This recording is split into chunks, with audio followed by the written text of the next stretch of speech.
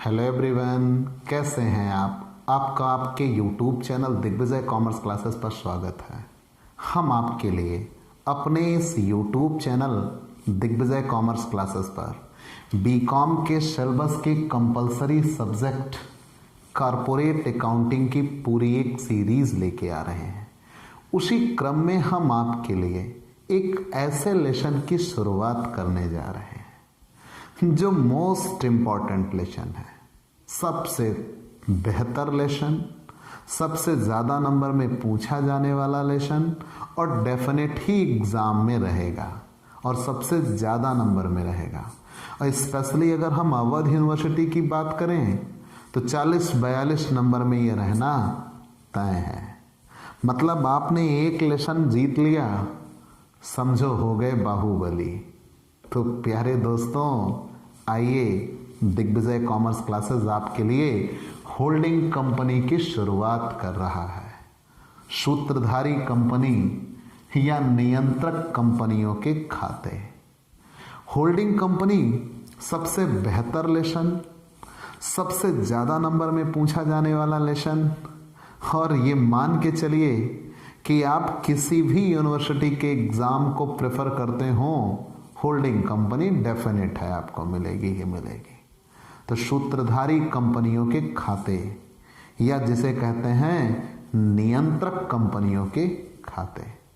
प्यारे दोस्तों, आपके कॉरपोरेट अकाउंटिंग की स्पेशल तैयारी आप चाहते हैं और आप ये चाहते हैं कि आपकी पढ़ाई आपके घर बैठे हो, आपकी शर्तों पर हो, जितनी देर आप पढ़ना चाहो आपको उतनी देर क्लासेस मिलें, तो आइए दिग्विजय कॉमर्स क्लासेस आपके लिए ये सारी खूबियां लेके आ रहा है। आप हमसे जुड़िए। हमसे जुड़कर आप अपनी पढ़ाई का वो नज़रिया पाएंगे जो आप क्लासरूम पढ़ाई या ऑफलाइन पढ़ाई में ढूंढा करते हैं। आप ऑफलाइन पढ़ाई पाने के लिए ढेर सारा पैसा, ढेर सारा समय बर्बाद करते हैं ना। कुछ नहीं, सब कुछ अब आपके पास है, आपके घर पे है। जैसी पढ़ाई चाहते हो वैसी पढ़ाई हम देने का प्रॉमिस करते हैं। हम आपके बीच से ही तो हैं, हमें पता है यार आपको क्या चाहिए। हम जानते हैं आपको हम कैसे समझा सकते हैं। तो आपकी वो सारी नब्ज हमने टटोली है, हमने वो क्लासेस आपके लिए तैयार की है। स्पेशली अगर आप बीकॉम या एमकॉम के किसी भी सब्जेक्ट की कोचिंग क्लासेस पाना चाहते हैं तो आइए दिग्विजय कॉमर्स क्लासेस आपके साथ है। प्यारे दोस्तों, अगर आप हमसे नए जुड़े हैं तो सबसे पहले हमारे इस YouTube channel Digvijay commerce classes को सब्सक्राइब करिए, शेयर करिए, बेल आइकन दबाइए ताकि आपको हमारे लेटेस्ट वीडियोस के अपडेट मिल सकें। आप हमसे पेड क्लास ले सकते हैं।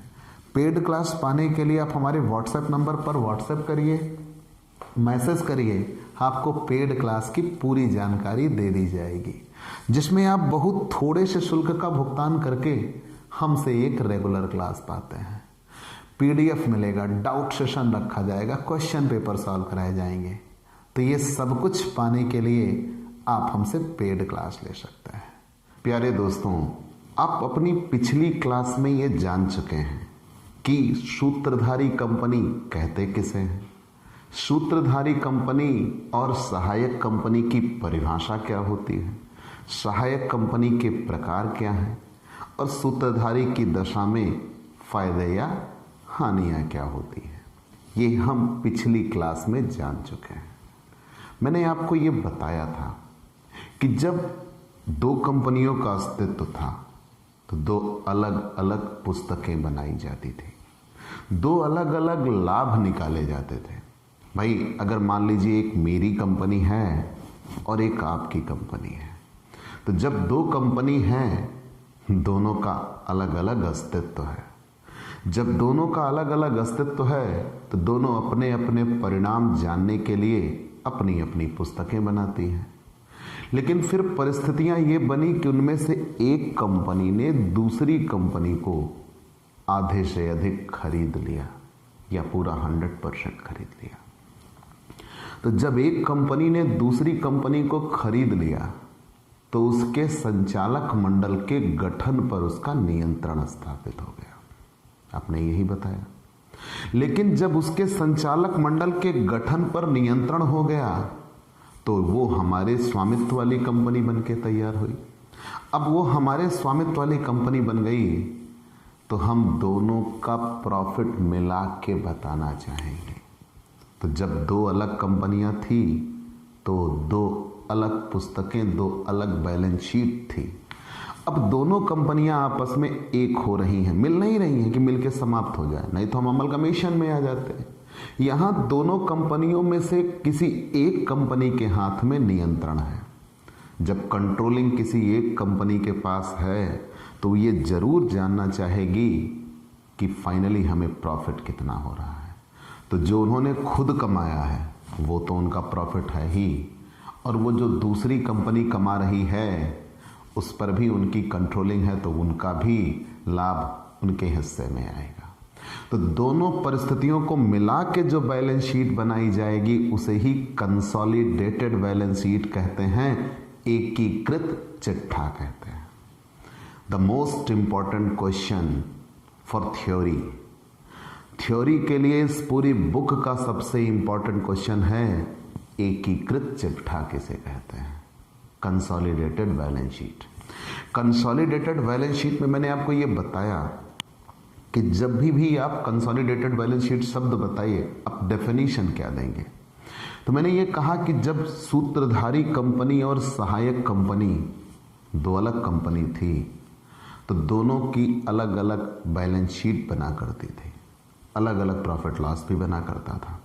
लेकिन अब दोनों में से नियंत्रण सूत्रधारी कंपनी के हाथ में आ गया। होल्डिंग कंपनी को ही हम एक प्रकार से पेरेंट कंपनी कहते हैं। होल्डिंग कंपनी को हम पेरेंट्स कंपनी कहते हैं। तो जब एक कंपनी के हाथ में नियंत्रण आ गया तो वो फाइनली जानना चाहेगी कि हमें प्रॉफिट कितना हो रहा है। तो हमें मतलब ये, जो उसका खुद का तो है वो तो अपना है ही, और जो दूसरी कंपनी है जिसे वो ग्रहण किए हुए है, या यूं कह लीजिए जिसे उसने खरीद रखा है लेकिन अपने में मिलाया नहीं है, अपनी सहयोगी बना के छोड़ रखा है, उनका भी प्रॉफिट मिलाकर उसका प्रॉफिट होना चाहिए। तब उस दशा में दोनों कंपनियों की बैलेंस शीट मिलाकर जो बैलेंस शीट बनाई जाएगी उसे ही कंसोलिडेटेड बैलेंस शीट कहते हैं।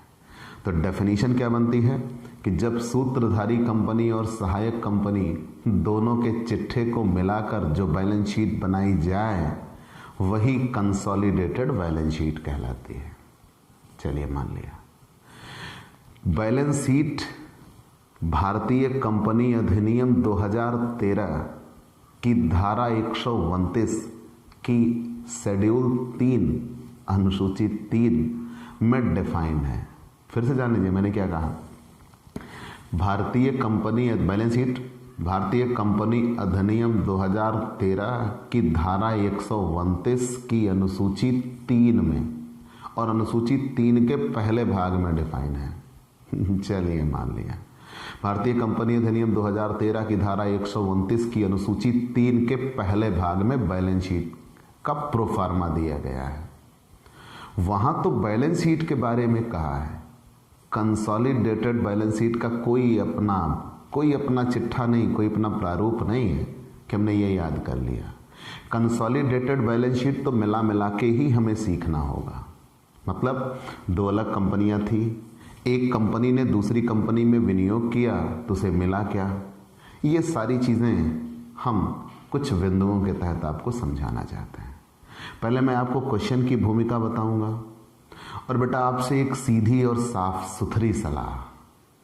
अब यहां से अगर आपने पुरानी किताब रखी है तो सॉरी बेटा, वो आपके लिए कूड़ा है, आपके वो किसी काम की नहीं है। और पुरानी से अभिप्राय मेरा 2013-14 के पहले की किताब से है। 2013-14 में बैलेंस शीट का हॉरिजॉन्टल फॉर्म समाप्त हुआ।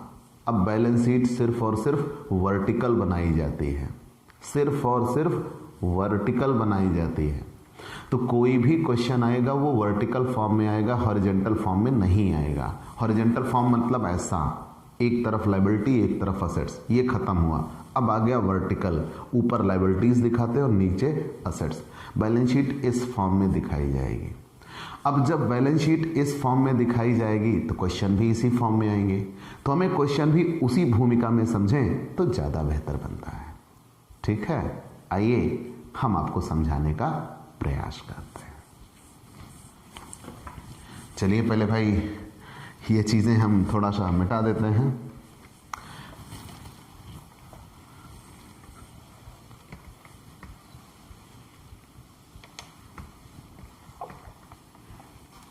होल्डिंग कंपनी की अपनी कोई कंसोलिडेटेड बैलेंस शीट का प्रारूप नहीं है। मैंने पहले ही बताया, हम दो अलग बैलेंस शीट को मिलाकर एक बैलेंस शीट बनाने की ओर अग्रसर होंगे।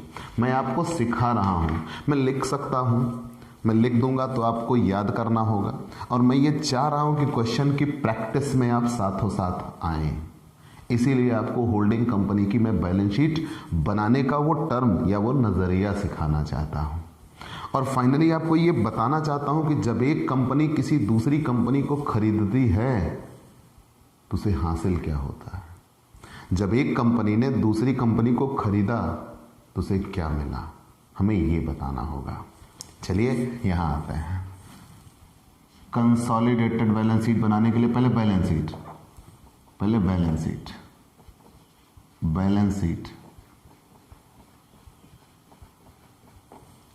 बैलेंस शीट बनती कैसे है। अब हम बात कर रहे हैं, दो कंपनियां थी तो हम दो बैलेंस शीट दिखा लें, ठीक है, दो बैलेंस शीट दिखा लें। दो कंपनियां थी, दो बैलेंस शीट दिखा ले रहे हैं। ये हमने दो बैलेंस शीट के लिए बना दिया। अब आप पहले बैलेंस शीट बनाते हो तो आप ये दिखाते हो कि यहाँ एक करंट अमाउंट पीरियड है और एक प्रीवियस अमाउंट पीरियड है, दोनों का आप अमाउंट दिखाते हो। तो हम यह current reporting period previous reporting period की बात नहीं कर रहे, हम यहाँ ये दिखाना चाह रहे हैं कि आपको कितना मिला। तो यहाँ एक कंपनी, यहाँ दूसरी कंपनी। मान लो ये होल्डिंग कंपनी, होल्डिंग का हमने एच लिख लिया, और मान लो ये सब्सिडरी कंपनी का हमने यस लिख लिया। मैं बैलेंस शीट का प्रारूप समझाना चाह रहा हूँ, ये आपका प्रारूप नहीं है, यहीं से प्रारूप निकलेगा, ठीक है। कैसे, यहां particular equity and liabilities,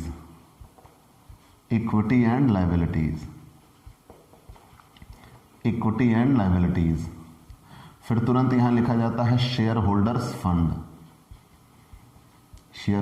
fund, ठीक। Equity and liabilities, share holders fund, और शेयर होल्डर्स फंड में लिखा जाता है share capital, share holder funds में लिखा जाता है शेयर कैपिटल। यहां लिखते हैं उसके पास कितने शेयर थे, कितने रुपए वाले थे।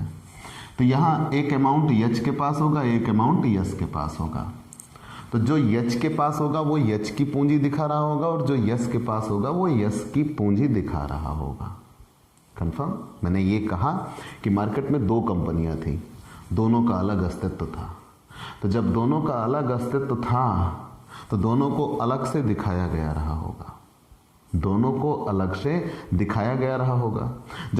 अलग से दिखाया गया रहा होगा तो दोनों के अपने अपने रिजल्ट रहे होंगे। इसीलिए हम दो बैलेंस शीट बना रहे हैं, एक साथ ही बना दे रहे हैं, अलग अलग भी बन के आ सकती है लेकिन रेयर है, अलग अलग बन के नहीं आएगी, मान के चलिए एक ही आएगी। तो यहाँ ये दिया गया equity and liability, share holder fund, share capital, ये यच की पूंजी है और ये यस की पूंजी है। फिर यहां रिजर्व एंड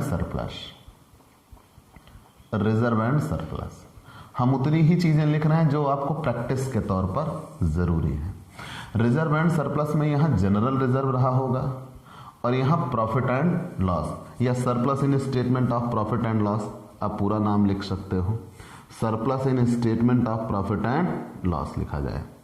चलिए मान लिया हमने, तो जनरल रिजर्व रहा होगा दोनों कंपनियों के, और दोनों कंपनियों के प्रॉफिट एंड लॉस रहे होंगे। बहुत ज्यादा तौर पर नॉन करंट लायबिलिटी नहीं देते, करंट लायबिलिटी देते हैं। नॉन करंट लायबिलिटी यच की रही होंगी और यस की रही होंगी, यच कंपनी के पास और यस कंपनी के पास। नॉन करंट लायबिलिटी, या ये यच कंपनी और यस कंपनी के पास नॉन करंट लायबिलिटी, आप ऐसे लिखिए, नॉन करंट लायबिलिटी एच के पास और यस के पास। नॉन करंट लायबिलिटी के बाद करंट लायबिलिटी हेडिंग पड़ गई। करंट लायबिलिटी में मान लीजिए क्रेडिटर लिखा हो, बिल्स पेबल लिखा हो, एवरीथिंग एल्स, दोनों के पास इतने रहे होंगे। फिर यहां जोड़ लगा होगा, जोड़ लग जाएगा। फिर हेडिंग पड़ेगी एसेट्स, अब सोचिए, ये क्वेश्चन है बेटा, क्वेश्चन ऐसे ही रूप में आएगा।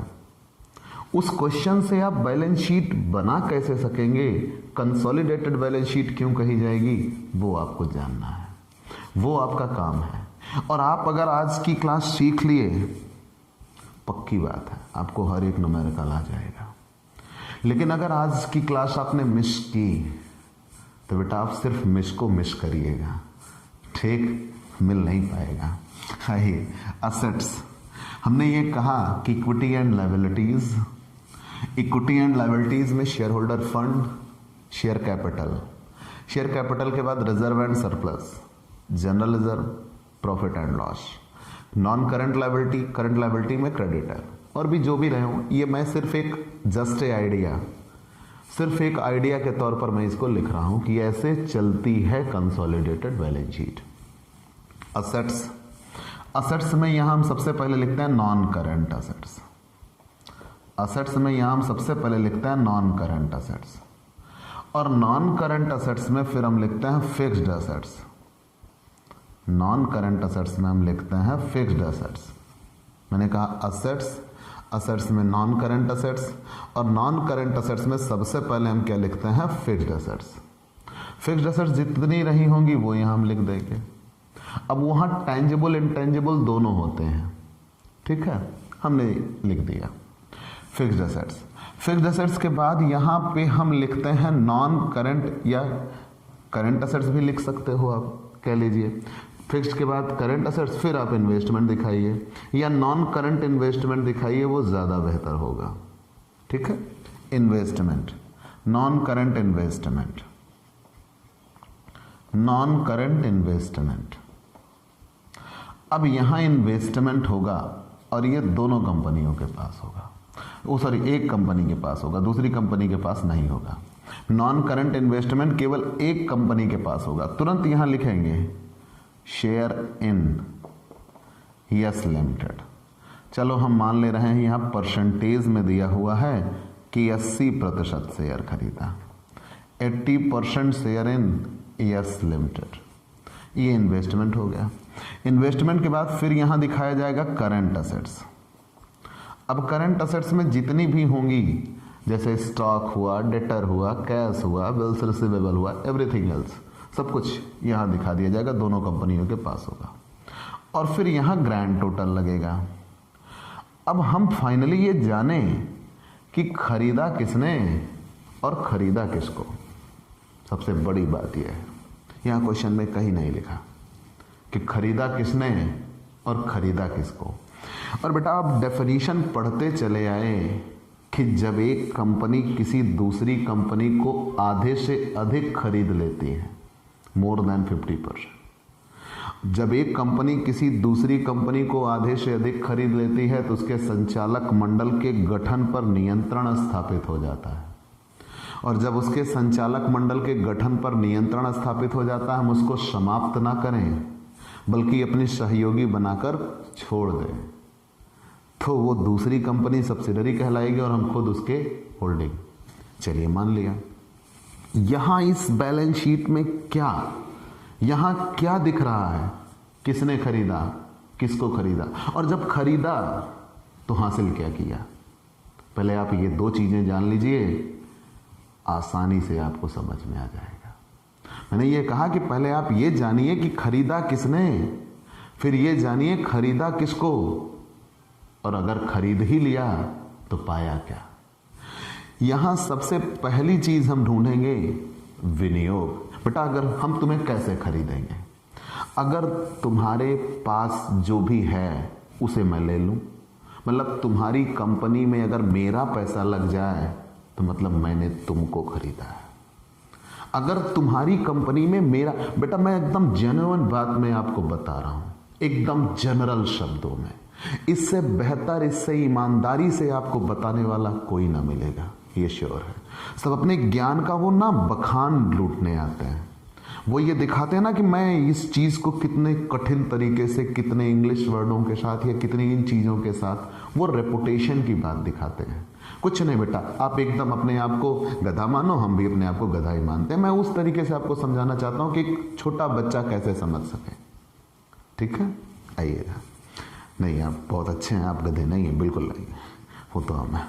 देखिए इधर हमने ये कहा कि जब कभी भी आप कभी भी अपने आप को कंप्लीट मान के बैठोगे ना बेटा, मैंने ये गधा शब्द इस्तेमाल क्यों किया, अगर आप अपने आप को कंप्लीट मान के बैठोगे तो सीधे इनसे ज्ञान शून्य हो जाता है, फिर आप कुछ एक्सेप्ट नहीं कर पाओगे, फिर आप कुछ नहीं ग्रहण कर पाओगे। आप अपने आप को सदैव खाली मानिए। भाई किसमें हम भर सकते हैं? जब पात्र खाली होगा ना, जब पात्र भरा होगा तो उसमें क्या भरेंगे? जब आपने अपने दिमाग में ये फीड कर रखा ना, सब कुछ आ रहा है, सब कुछ आ रहा है, सब कुछ आ रहा है, तो आ ही रहा है, फिर आप उसमें कुछ और चीज डाल नहीं सकते हो, तो आप अपने आप को खाली मान के बैठिए। तो हमने यहां ये कहा कि एक कंपनी दूसरी कंपनी को खरीद तो रही होगी, लेकिन जानेंगे कैसे?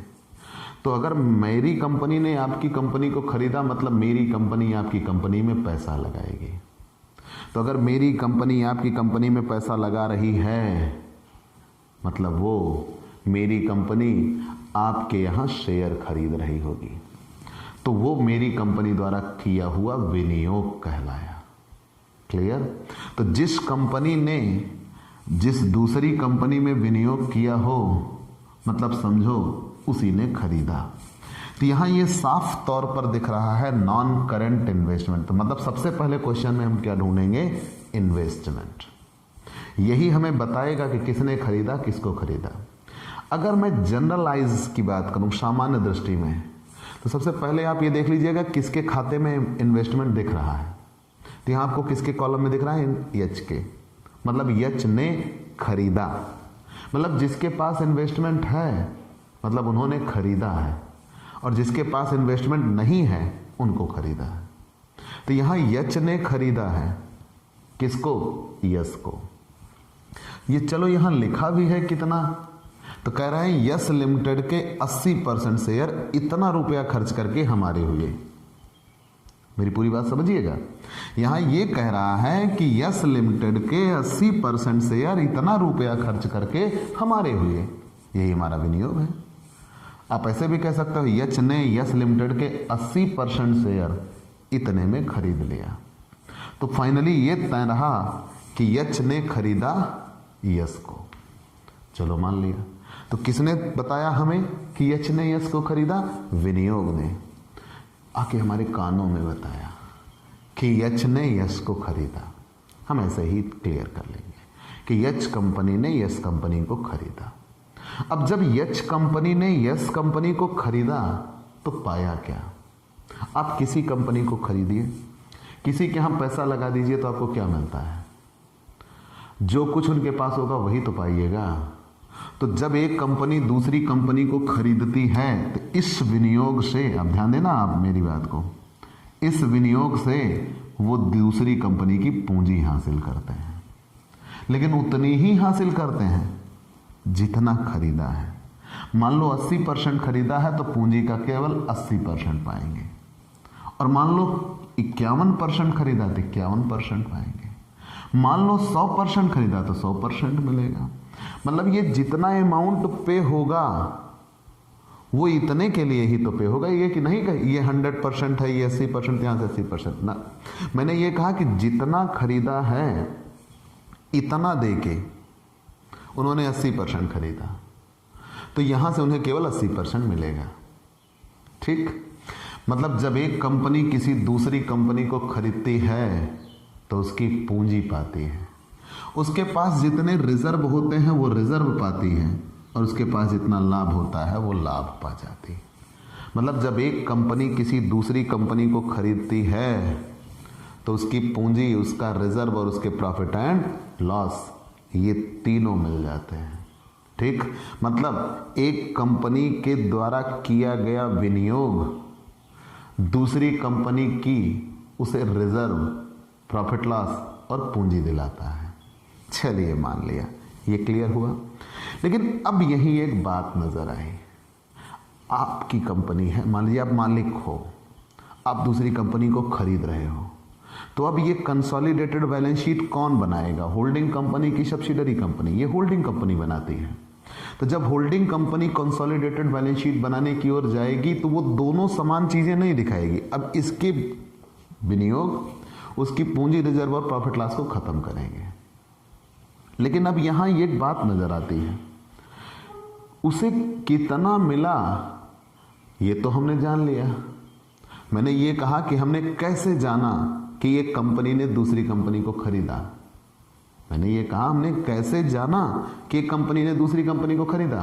तो जिसके पास विनियोग मतलब उसने खरीदा, और जिसके पास विनियोग नहीं है मतलब उसको खरीदा। क्या पाया? तो उस कंपनी की पूंजी, रिजर्व और प्रॉफिट एंड लॉस पाया। कितने में? क्या बराबर ही देना पड़ा? क्या कम देना पड़ा? क्या ज्यादा देना पड़ा? ये तीन बातें होती हैं। अगर मान लीजिए यहां के द्वारा किए गए विनियोग से उसको मिलने वाली पूंजी, रिजर्व और प्रॉफिट लॉस बराबर है, मतलब जितना यहां खर्च किया है उसे उतना ही वहां से मिल रहा है, तो कोई एक्सक्यूज नहीं बनता, कुछ नहीं, कोई दिक्कत नहीं, जितना दिया उतना मिल गया।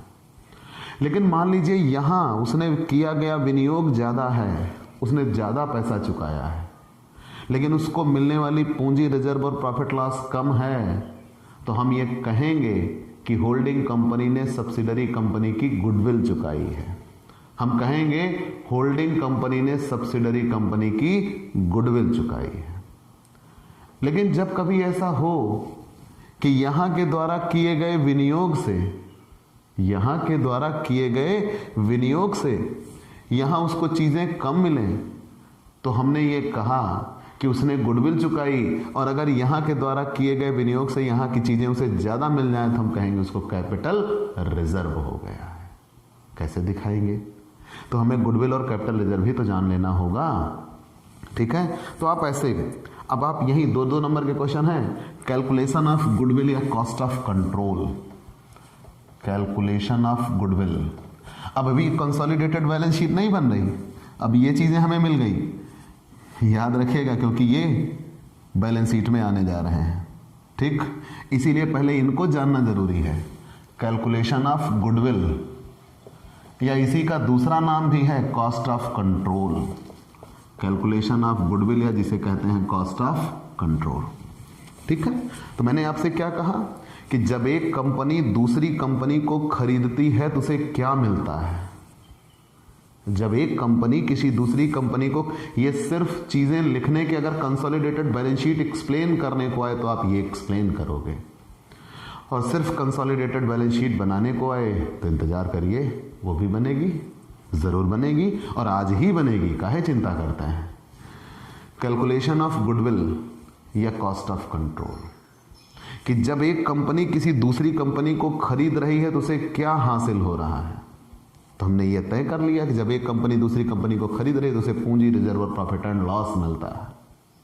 चलिए मान लिया कि जब एक कंपनी दूसरी कंपनी को खरीद रही है तो क्या ज्यादा देकर खरीद रही है, क्या कम देकर खरीद रही है, क्या उसे बराबर मिल रहा है? अगर बराबर मिल रहा है तो कोई फायदा घाटा नहीं, अगर उसने ज्यादा दिया तो दिक्कत। तो यहां हम सबसे पहले लिखते हैं कैलकुलेशन ऑफ गुडविल या cost of control. Amount paid, कितना देके खरीदा, और आपके समझने के लिए यहां मैं लिख दे रहा हूं अमाउंट पेड में हम क्या लिखते हैं, इन्वेस्टमेंट। जो यच लिमिटेड ने इन्वेस्टमेंट किया वो यहां लिख दिया जाएगा। आज मैंने इन्वेस्टमेंट लिख दिया, कल फ्यूचर में हम इन्वेस्टमेंट यहां नहीं लिखेंगे, आप जानते रहिएगा।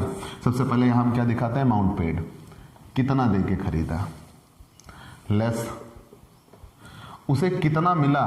तो मान लीजिए उन्होंने 80% खरीदा, मैंने यहां लिखा ना, तो उसे 80% पूंजी मिलेगी, 80% रिजर्व मिलेगा, 80% प्रॉफिट एंड लॉस मिलेगा। अगर 90% खरीदा तो यहाँ तीनों चीजें 90% मिल जाएंगी। अगर 100% खरीदा तो यहाँ की तीनों चीजें 100% मिल जाएंगी। मतलब जितना खरीदा होगा उतना पाएगा। तो हाल फिलहाल इस क्वेश्चन में मैंने 80% लिख रखा है, तो 80% पूंजी का 80% उसे मिलेगा, 80% ऑफ शेयर कैपिटल। तो आप 80% नहीं लिखेगा, अगर रूल आप लिखते हो सिर्फ परसेंटेज ऑफ शेयर कैपिटल, सिर्फ क्या लिखेंगे, percentage of share capital, percentage of reserve, ठीक है ना, general reserve, percentage of profit and loss. जब एक कंपनी दूसरी कंपनी को खरीदती है तो ये तीन चीजें उसे मिल जाती हैं, ठीक है? जितना खरीदती उतना, अगर 80% खरीदा तो 80% मिलेगा, तीनों का 80%। अगर 60% खरीदा तो 60%। अगर 20% खरीदा तो भैया होल्डिंग और सब्सिडरी जैसी कोई बात बनती ही नहीं है। होल्डिंग और सब्सिडरी जैसी बात कब बनती है, जब 50% से ज्यादा खरीदा हो। तो यहां जितना मिला, ये तीनों चीजें जोड़ के, ये तीनों चीजें कम होंगी और ये अमाउंट पेड ज्यादा होगा। तो अमाउंट पेड जितना ज्यादा होगा वो हमारे लिए क्या कहलाएगी? गुडविल या कॉस्ट ऑफ कंट्रोल। ठीक है, गुडविल या कॉस्ट ऑफ कंट्रोल मतलब होल्डिंग कंपनी ने सब्सिडरी कंपनी को खरीदने के लिए गुडविल चुकाई। चलिए मान लिया। हम आगे calculation of cost of control के बाद calculation of capital reserve. Calculation of capital reserve, हम आ गए कैलकुलेशन ऑफ कैपिटल रिजर्व। तो कैपिटल रिजर्व कैसे? अमाउंट पेड, जितना खरीदा, जितना दे के खरीदा, लेस उसे पूंजी का जितना हिस्सा मिला, परसेंटेज ऑफ शेयर कैपिटल, ठीक, परसेंटेज ऑफ रिजर्व और percentage of profit and loss, तीनों चीजें। और ये तीनों चीजें उसको इस बार मिल रही होंगी ज्यादा। मैंने कहा मान लीजिए कम देके ज्यादा पाए, तो उसने जो अमाउंट पेड चुकाया मतलब जो विनियोग किया वो कम में ही उसे ज्यादा चीजें मिल गई। अगर किया हुआ विनियोग कम है और अगर उसको मिलने वाली चीजें ज्यादा हैं, अगर किया हुआ विनियोग कम है और उसको मिलने वाली चीजें ज्यादा हैं, तब वो क्या कहलाएगा? Capital reserve. Capital reserve. अभी इन सब की जरूरत पड़ेगी। ठीक, चलिए हमने इतना जान लिया। अब बात एक और आती है, साफ सुथरी बात। इन्होंने इनकी पूंजी, इनका रिजर्व, इनका प्रॉफिट लॉस पाया इतना विनियोग करके। मान लो 80% खरीदा, तो ये तो पूरा खत्म हो गया। इतने पैसे से इसमें 80% 80% 80% पा लिया और वो 80% यहां दिखा लिए गए। अब बचा 20%, वो क्या? कल इसका जवाब दे चुका हूं। और उस डेफिनेशन में इस चीज को जोड़िएगा कि जब एक कंपनी किसी दूसरी कंपनी के आधे से अधिक मताधिकार अंशों को खरीद लेती है तो उसके गठन पर उसका नियंत्रण हो जाता है। लेकिन वो जितने अंशों का क्रय नहीं करती वो अल्पमत कहलाते हैं, माइनॉरिटी कहलाते हैं। मतलब जब एक कंपनी किसी दूसरी कंपनी के आधे से अधिक इक्विटी शेयर तो खरीदे लेकिन पूरे 100% इक्विटी शेयर ना खरीदे, तो जितने प्रतिशत समतांशों का क्रय नहीं किया गया उसे ही क्या कहेंगे? माइनॉरिटी कहते हैं, अल्पमत कहते हैं। तो माइनॉरिटी कैसे कैलकुलेट होगा? Calculation of minority interest. ध्यान देना, यहां इंटरेस्ट का मतलब हित होता है, माइनॉरिटी इंटरेस्ट नहीं तो ब्याज समझिएगा। अल्पमत हित, कैलकुलेशन ऑफ माइनॉरिटी इंटरेस्ट। तो जितने परसेंट खरीदा है, जितने परसेंट खरीदा है उससे जितने परसेंट बच गए हैं वही माइनॉरिटी कहलाते हैं। तो मान लो 51% खरीदा तो 49% बचे होंगे। मान लो 99% खरीदा तो 1% बचे होंगे। तो माइनॉरिटी 1% से लेकर 49% हो सकता है। और मान लो पूरे 100% खरीदा तो कोई माइनॉरिटी नहीं होगा। ठीक, तो माइनॉरिटी में यहां क्या क्या दिखाया जाएगा? परसेंटेज ऑफ शेयर कैपिटल, उनके पास अपनी शेयर कैपिटल जितनी बची होगी, ये सब्सिडरी कंपनी की बात है। परसेंटेज ऑफ रिजर्व, जितना उनके पास बचा होगा, और percentage of profit and loss. और ये तीनों जोड़कर ही माइनॉरिटी इंटरेस्ट आ जाते हैं। अगर यहाँ 60% खरीदा तो 40% माइनॉरिटी होंगे, अगर 75% खरीदा तो 25% माइनॉरिटी होंगे। ठीक, अब हम बात कर लेते हैं कंसोलिडेटेड बैलेंस शीट की। आप इसका स्क्रीनशॉट ले लीजिएगा। ठीक, ये आपके लिए अत्यंत आवश्यक चीज़ें हैं और ये 2-2 नंबर में और ये तो 10 नंबर में पूछा जाता है। ठीक है, चलिए आ गए माइनॉरिटी। अब बैलेंस शीट की ओर हम चलेंगे, कंसोलिडेटेड बैलेंस शीट। अब दोनों बैलेंस शीट एक होंगी। एक कैसे होंगी? एक कंपनी दूसरी कंपनी को खरीद चुकी है। तो जब एक कंपनी दूसरी कंपनी को खरीद चुकी है तो पहली कंपनी का दूसरी कंपनी के गठन पर नियंत्रण हो गया। तो जब पहली कंपनी का दूसरी कंपनी के गठन पर नियंत्रण हो गया तब पहली कंपनी दूसरी कंपनी की होल्डिंग कंपनी कहलाएगी। यहां हम लिखेंगे consolidated balance sheet, consolidated balance sheet, consolidated balance sheet as at यहां डेट डाल देते हैं। ठीक है, अब एक कॉलम, केवल एक, क्योंकि हम दोनों को मिला के बैलेंस शीट बनाने जा रहे हैं। यहां पार्टिकुलर, ठीक है। सबसे पहले यहां equity and liability, equity and liabilities, फिर यहां शेयर होल्डर फंड,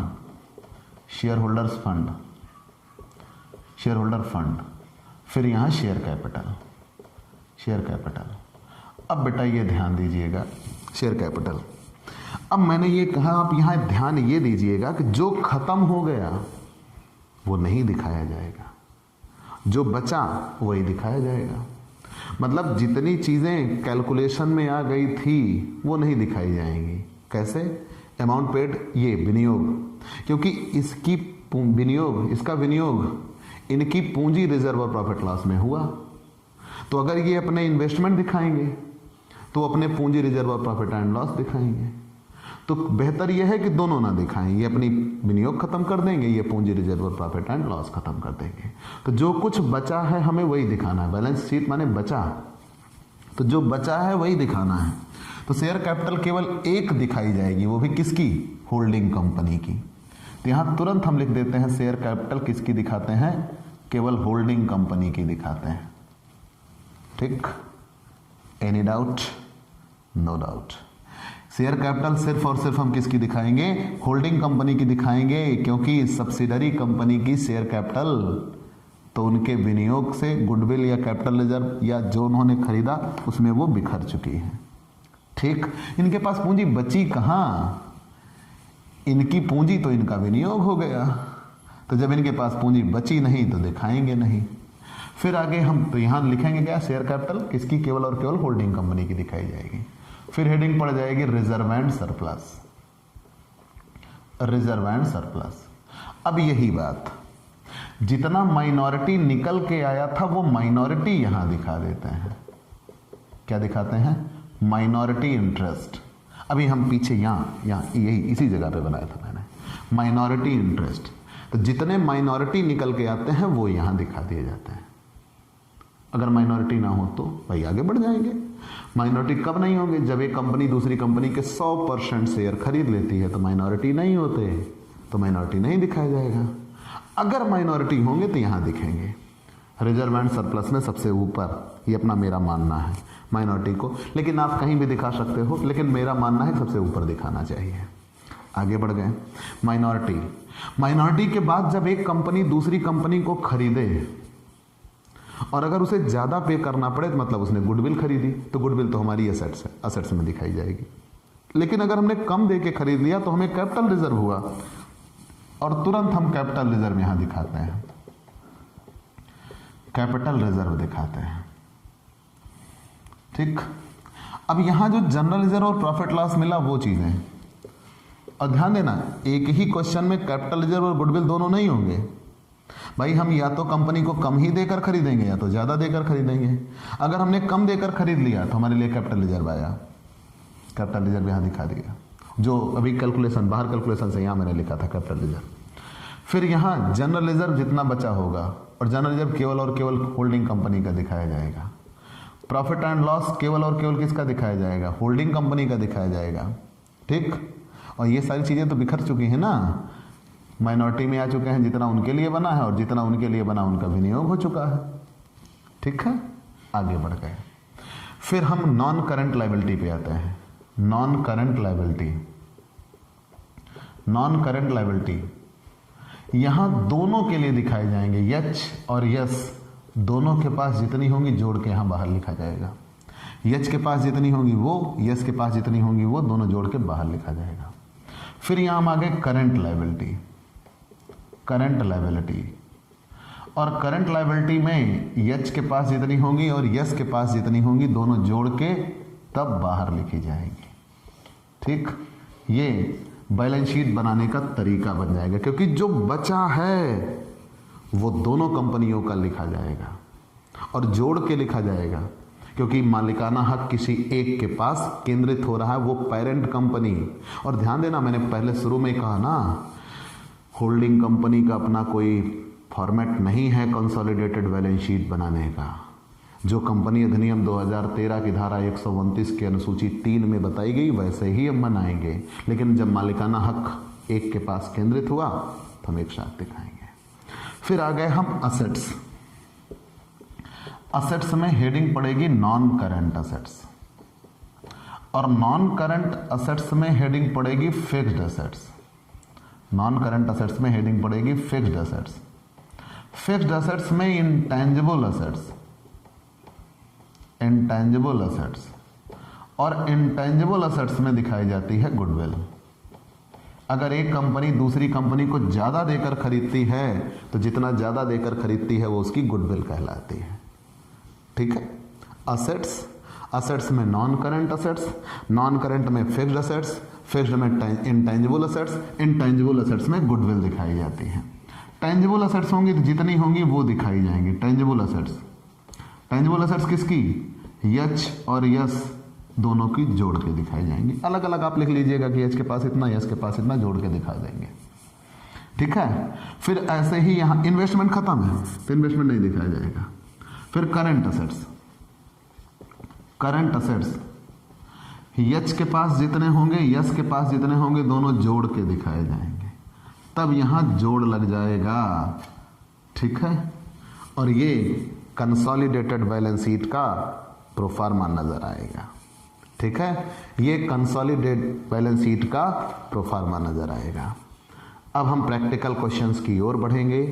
तो आप अगले दिन अगर कंसोलिडेटेड बैलेंस शीट का प्रोफार्मा बनाने के लिए आए, 10 नंबर में आए, तो यही इतना आपको बनाना होगा। थोड़ा सा आप कंसोलिडेटेड बैलेंस शीट के बारे में लिख देंगे और फिर आप ये प्रोफार्मा बना देंगे। और मैंने बताया, आपको समझाया कि ये ऐसे क्यों हो जाता है। तो प्यारे दोस्तों, आप हमसे पेड क्लास ले सकते हैं। पेड क्लास पाने के लिए हमारे व्हाट्सएप नंबर पर व्हाट्सएप करिए, मैसेज करिए, आपको पेड क्लास की पूरी जानकारी दे दी जाएगी, जिसमें आप बहुत थोड़े से शुल्क का भुगतान करके हमसे एक रेगुलर क्लास पाते हैं। पीडीएफ मिलेगा, डाउट सेशन रखा जाएगा, क्वेश्चन पेपर सॉल्व कराए जाएंगे। तो ये सब कुछ पाने के लिए आप हमसे पेड क्लास लीजिए। और अगर आप हमसे नए जुड़े हैं तो सबसे पहले हमारे इस YouTube channel Digvijay commerce classes को सब्सक्राइब करिए, शेयर करिए, बेल आइकन दबाइए, ताकि आपको हमारे लेटेस्ट वीडियोस के अपडेट मिल सकें। सब्सक्राइब करना तो बनता है।